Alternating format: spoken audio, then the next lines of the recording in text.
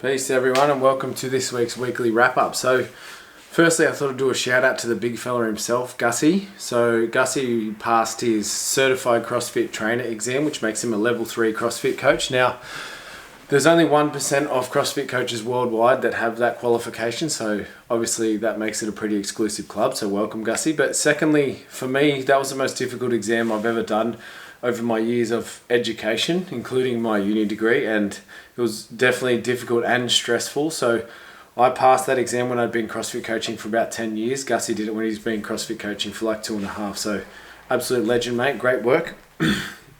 Next up, I thought, if you don't know the Christmas trading hours, Jay sent out an email last week about that. So look up that email or reach out to us. We'll let you know what they are. And thirdly, with the program over the next few weeks, so the week of Christmas and the week following Christmas are kind of transition weeks. I know training's a little bit interrupted for most people there, so they won't exactly fit in with the program we've been doing at the moment. They'll be transition weeks, and then from the new year we'll be moving into our Open Prep program, which will get you guys ready, pumped and fit for the CrossFit Open 2026. So with that in mind, this week I thought I would discuss, that was a great segue by the way, you'll find out in a second, I thought I would discuss an article in the CrossFit Level 1 guide titled The Theoretical Hierarchy of Development of an Athlete. So this is kind of a thought experiment by Greg Glassman, the guy that started CrossFit, and he talks about what you should focus on as you progress through the levels of your training. So it's like the food pyramid, but this one actually makes sense and makes you improve your health, unlike the actual food pyramid, which is terrible. But at the bottom of the theoretical hierarchy pyramid, there is nutrition. The next step up is metabolic conditioning. The step after that is gymnastics. The step after that is weightlifting and throwing. And then the final step is sport. So I'm just going to talk about each of the levels and how you can implement them into your training. It might be a good idea to bring up just Google theoretical hierarchy of development of an athlete CrossFit, and you'll see the little pyramid. Now, the base level is nutrition. I spoke about that in my last update video. So eat meats and vegetables, nuts and seeds, some fruit, little starch, no sugar. Keep intake to levels that support exercise but not body fat. I've spoke about that at length in last video. So if you want to go back and watch that, do that. But nutrition is the base of your fitness. So if you want to increase your fitness, the easiest way is to just eat better, right?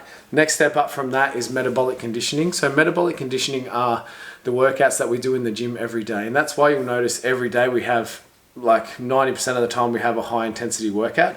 We know that's where the majority of your training should be. And the next step up from that is gymnastics. And the reason why I see gymnastics, and Greg Glassman did, as more important than weightlifting is that the way CrossFit describes gymnastics is any movement involving moving your body through space. So burpees, squats, pull-ups, lunges, anything that involves just your body weight is a gymnastics movement. And to me, you need to learn to control your body weight through proprioception before lifting a barbell. When we start to lift a barbell, if we don't have that coordination with just our body weight, the barbell's not going to improve things. So the better you are at gymnastics, the more your weightlifting is going to improve. Then from there we move on to weightlifting. So that's anything controlling an external object. So that's going to be your barbells, wall balls, dumbbells, kettlebells, all that sort of stuff. If you're someone who is super coordinated with just your body weight and you've built that through that gymnastics level below, the weightlifting will come much easier to you, and your body will also be more prepared to face the demands of weightlifting. So your joints will be better at moving through a full range of motion. You'll have great isometric and eccentric control, which means you're going to be great at lifting a barbell, or you're going to be prepared to lift a barbell. And you also have a lot of coordination, which means you're going to be great at lifting a barbell.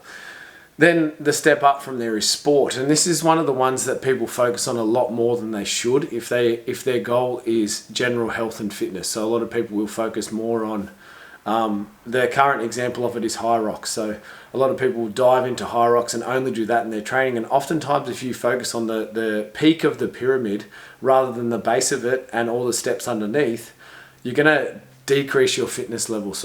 And what I mean by that is a lot of people will focus on a biased high rocks program. So they'll go and do only running, only rowing, only skiing, only sled pushes.